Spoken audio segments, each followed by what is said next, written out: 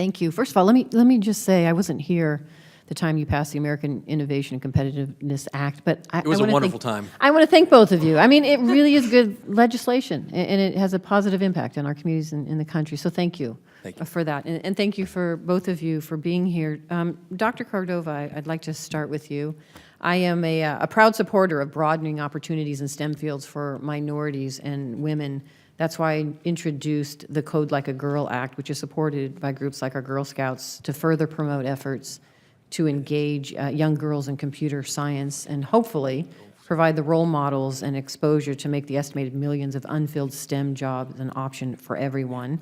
I know, Dr. Cordova, you obviously are one of those incredible role models, as I've looked at your background.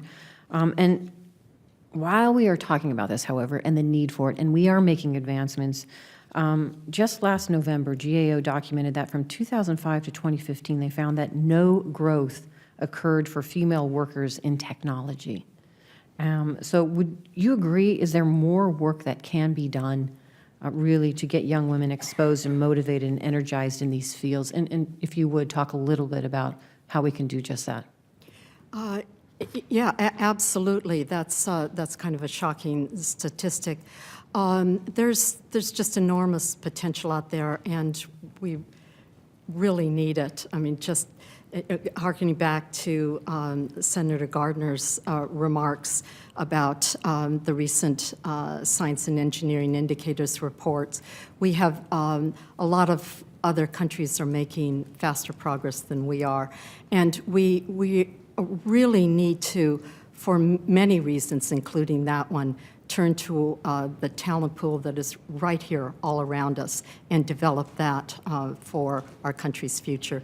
So NSF has been involved in all disciplines, including, of course, computer science, in promoting the advancement of, in broadening participation in general and promoting the advancement of women and underrepresented minorities in particular. And I just want to mention two programs really quickly and then go to computer science.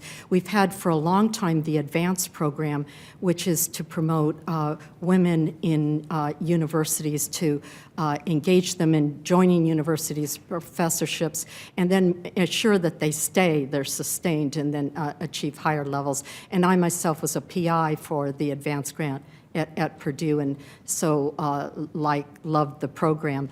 And more recently, we've initiated a program called Includes, which is really addressed to bringing in everyone in the nation, to giving them more access to STEM careers, and with a particular focus on women and, again, underrepresented minorities. We are funding currently 69, includes pilot programs in all across the nation, which are really community groups comprising universities and civic organizations, community colleges, some cases the state itself, in furthering opportunities. And many of those Includes grants have to do with computer science in a number of states, and I can give you a list of those.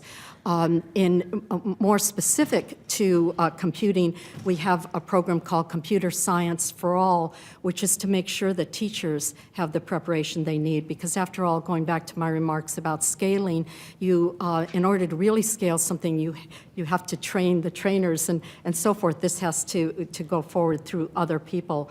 So this effort combines professional development opportunities for teachers at all grade levels, together with research studies at the pre-K to 8 level that will focus on how to integrate computer science and computational thinking into their classrooms.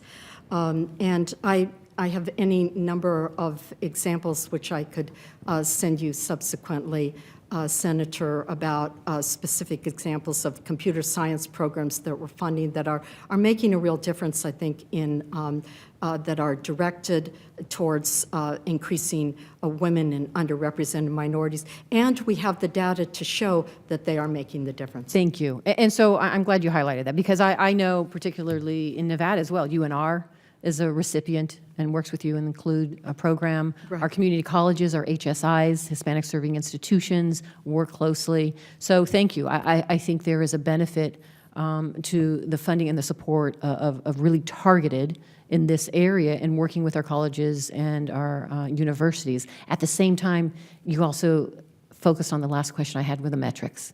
I think it's so important that not only as we put the money in here and we're working very hard to open this door, that we are collecting data and the metrics to show that it is having the positive impact or the intended impact that we are focused on through this act. So thank you very much.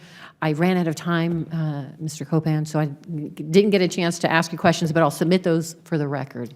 Thank you very much for being here.